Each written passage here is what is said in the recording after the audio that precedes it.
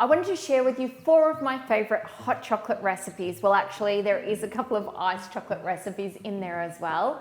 Now, I've put the recipes in a link underneath the video, which will take you through to my blog. Now, let's get started. Starting with the marshmallow. Now, this is a brilliant marshmallow recipe, regardless if you're going to carry on and actually make the s'mores hot chocolate.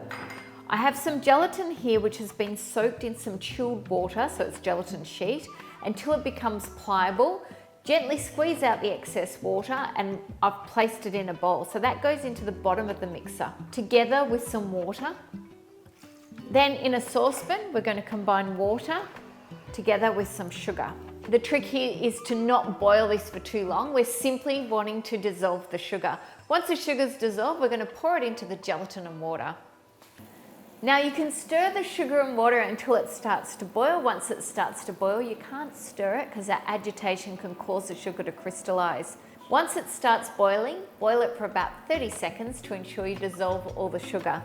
Now I'm going to place this in on top of the water and gelatin. Then we're going to whip this up. This is magical to see, but it does take 15 minutes. It goes from clear to opaque.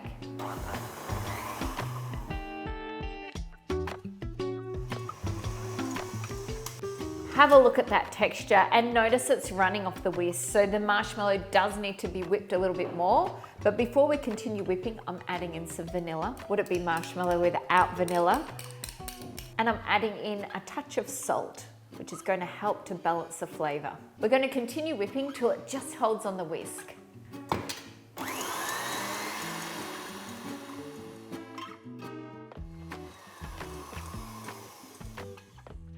You can see it's just holding on the whisk, so I'm going to stop it there. For this hot chocolate, you can use store-bought marshmallow. Marshmallow can simply be melted in a saucepan on a low heat. Now, you need to melt the marshmallow because we're going to actually coat the rims of some glasses. So, placing the rim in. Look at that. I think we need a little bit more. Look at that. Creamy marshmallow on the rim of the glass. And this is the start of our s'mores hot chocolate. I've lined a metal mold with some baking paper. Just have a look at what bowls you've got that are a similar size and place the remaining marshmallow into the mold. And we've oiled the surface, which makes the marshmallow really easy to come out. Just some vegetable oil spray. Spread that out, either with the back of the spoon or a small palette knife. This only takes 30 minutes to set at room temperature, so we're going to set this aside for the moment. Now, I don't think it's unfortunate, but you may. When you're making marshmallow, it's almost impossible to make less than what we have, so you will have a little bit left over. It does store well. Any leftover marshmallow, just toss it with an equal amount of cornstarch and icing sugar. So I'm just pulling the sides off. Just pull the sides off the marshmallow, just cut along the top. Now, to ensure that the marshmallow doesn't stick to your knife, just oil the knife with some vegetable oil spray and wipe it as needed and reapply oil. We're going to cut 2 centimeter squares. You can measure it, but I'm going by eye.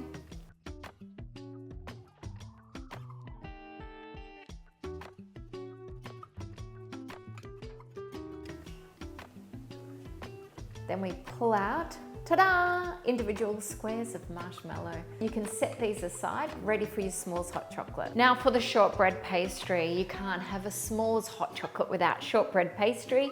We have unsalted butter, which we're going to place in a stand mixer. You can also make shortbread really easily in a food processor.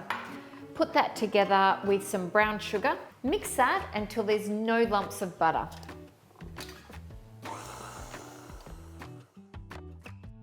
That's completely smoothed out, no lumps of butter. Adding in an egg. So 50 grams is approximately an egg. The egg's mixed in, we add the dry ingredients. So we're adding some plain or all-purpose flour and some wholemeal flour. A classic s'more is made with a graham cracker, which is made with wholemeal flour. Some salt and some baking powder, which gives us a lighter pastry, easy to bite into, and it gives it a little bit of a lift. Now when you're adding flour into a shortbread, just mix it until it comes together. If you overmix it at this stage, you will start to develop the gluten, and that's when your pastry can be a little bit tough to eat, and it can also shrink. That's come together beautifully. We're going to press that into an even block before placing it in the fridge to chill for about an hour.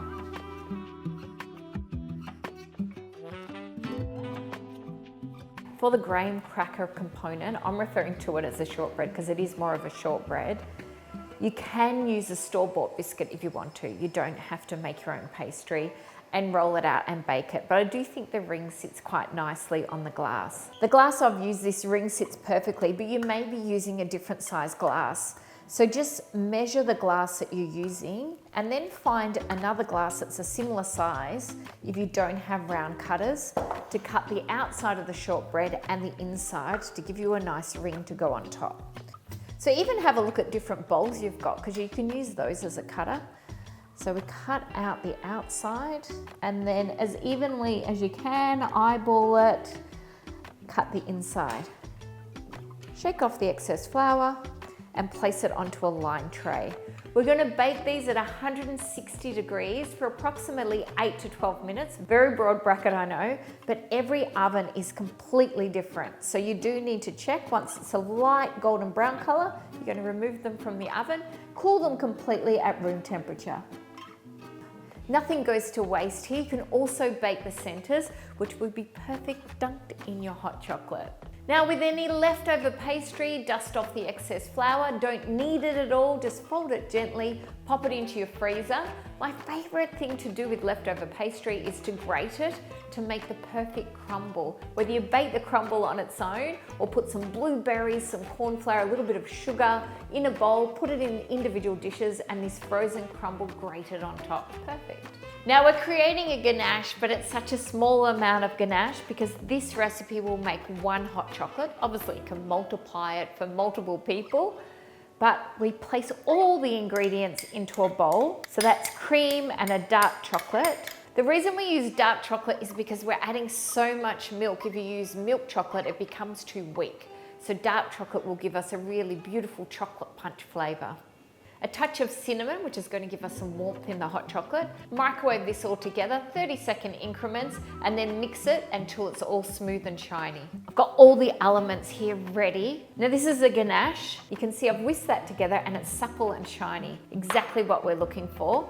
Now I'm going to use the Jura milk frother to make the hot chocolate. So we place the milk inside. And then if we press it once, it gives us froth chilled milk. If we press it twice, it gives us warm froth milk. If we press it 3 times, it gives us frothed hot milk, which is what I'm going for with our s'mores hot chocolate. Now I'm going to let it do its thing. Now while that's going, I'm going to put the warm ganache into the bottom of the glass, trying not to hit the sides. We need a decent dollop of ganache. With the ganache, just swirl it around a little bit so you get some nice rounded curves on the glass. After the ganache is in, torch the marshmallow on the outside of the glass. You do need a gas torch for this step. If you don't have a gas torch, leave the marshmallow as it is. So we just lightly toast that. That marshmallow smells amazing.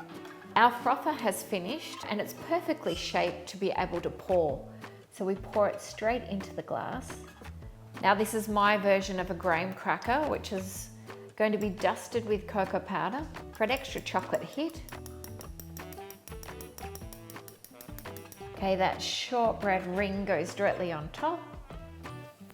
Then our marshmallow squares, you can do more than one if you want to. Place that on top. And then once again with the blowtorch, we're going to gently toast that marshmallow on top.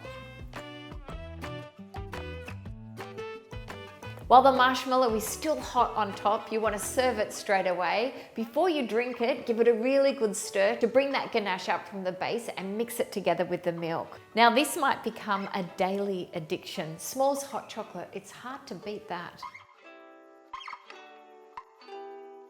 Mocha iced chocolate, these are for those people who can't decide if they love chocolate or coffee more. You can just blend them together. We're firstly going to make a ganache. We've got some cream here. This recipe is for 1 ice mocha. Multiply it if you're wanting to make more. Place the chocolate in, microwave this in 30-second increments, stirring it in between. When it comes out of the microwave, whisk it until it all comes together as a ganache. It should be shiny. Here's our ganache ready to go. Now this is the fun part.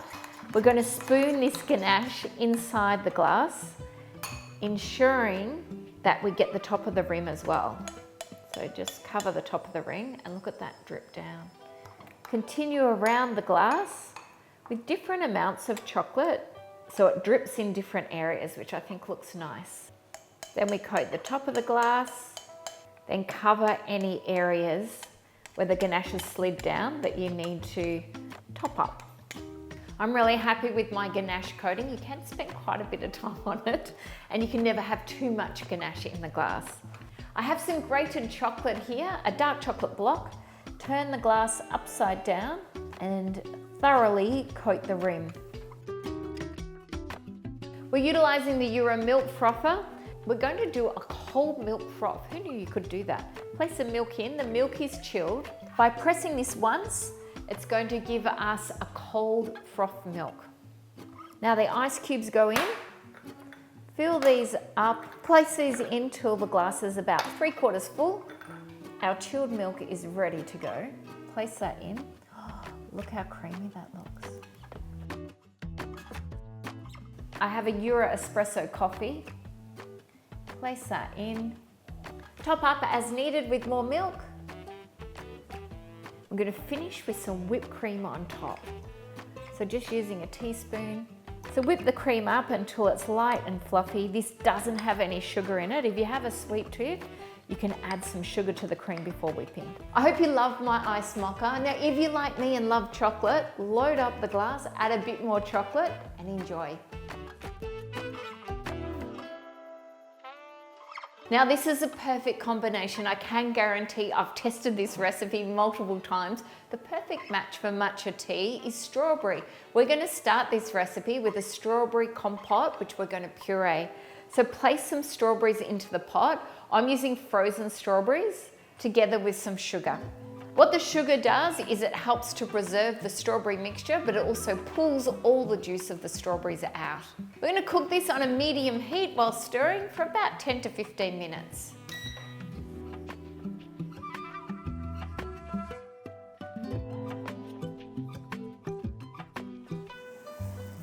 Make sure you stir this regularly so it doesn't catch on the bottom of the pot, especially after it starts to thicken. I'm transferring it through to a jug so that I can blitz it with a stick blender. You can also mix this and blend it in a blender.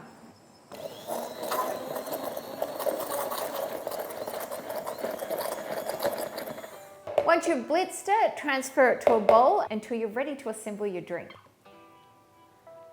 Now I'm using a really good quality matcha. With matcha, it does oxidize when exposed to air and light, so get the smallest quantity you can so that you can use it all before it starts to deteriorate.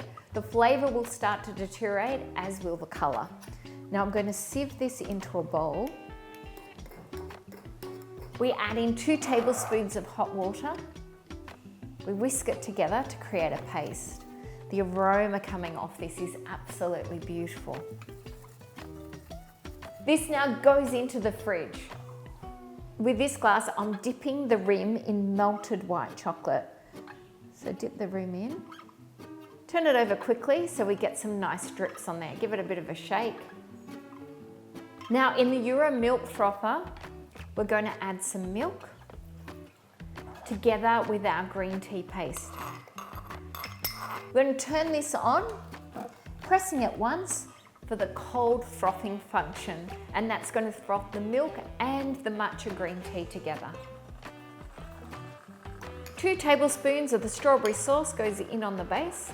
Try not to get drips on the side of the glass.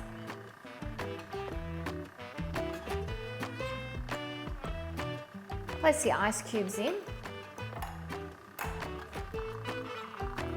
That is ready to go. Looks absolutely beautiful, so creamy. Pour that in on top of the ice cubes. Fill it right up to the top. To finish, we sprinkle it with some grated white chocolate. This iced strawberry matcha would be perfect as a refreshing drink in summer.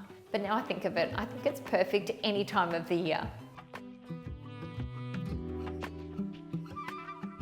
I love this decoration, it's very, very cute, but you can forego it if you want to. What you need to do is trace around the top of the glass that you're going to serve your chocolate drink in and use that as a template.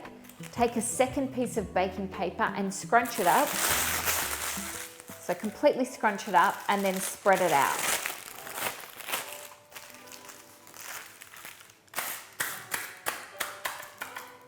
We have some dark chocolate here and we're going to do to this what we all say not to. I'm going to add water to it. Add water in a couple of drops at a time. If you're stirring the chocolate when you add the water in, it'll just thicken evenly. If you add water and you're not stirring, the chocolate will go grainy. We're doing this to thicken the chocolate, so when I pipe the chocolate to create nest, it holds a little bit better and has more of a three-dimensional look rather than a flat look. Keep adding water until it just thickens. That looks like a great consistency to me. It's just holding on the spoon. If you add too much water, you'll have to add a little bit more chocolate to it. Now I'm using a paper piping cone, but you can also use a Ziploc bag. I do have a video on how to make these on my YouTube channel. Always fold away from the seam. So we fold those two corners down, fold the center down, cut a very small amount off the end of the bag. Now using the template underneath as a rough guide, pipe the chocolate around in circles. Don't pipe it on top of each other. Pipe it so it spreads out a little bit, which will give you more of a nest look.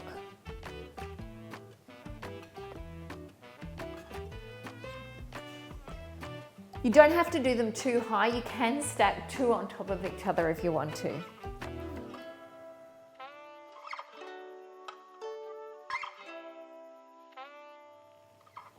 Now for the delicious part of our hot chocolate drink, or should I say warm chocolate. We're only going to warm this hot chocolate, not make it completely hot, otherwise it melts the nest. Add 1/3 of full cream milk into the Jura frother. We're going to set that to froth up on the warm setting, so we press it twice. Now this Jura frother does go off automatically by itself. That looks so delicious and creamy. We're now going to add in some milk chocolate and the remainder of the milk, so the 2/3 remaining of the milk, and then we're going to set it once again to warm froth. That has frothed up beautifully. Try not to touch the silver base, so hold it by the black area. The silver base is quite warm. We're going to pour that into our glass. Oh, that looks good. I'm going to dust that with a tiny bit of cocoa powder. Now lift the nests up by releasing them by pressing the paper underneath. You may get a couple of breakages. Place that on top. Put a little bit of chocolate on the second one and stick that on top. So with a little bit of the remaining chocolate, dip some speckled eggs in the chocolate and stick them on top. Now what I can tell you is this nest is not going to last forever. One, you're going to eat it and drink it very quickly, but the second thing is that there's still enough heat in there to melt the nest. So make sure that as soon as you've created it, you start drinking it. Now you're spoiled for choice when it comes to iced chocolates and hot chocolates. Let me know in the comments which one you're going to make. Now it wouldn't be possible without the Jura milk frothing machine. It certainly packs a punch. Now excuse me while I go and wipe off my milk moustache.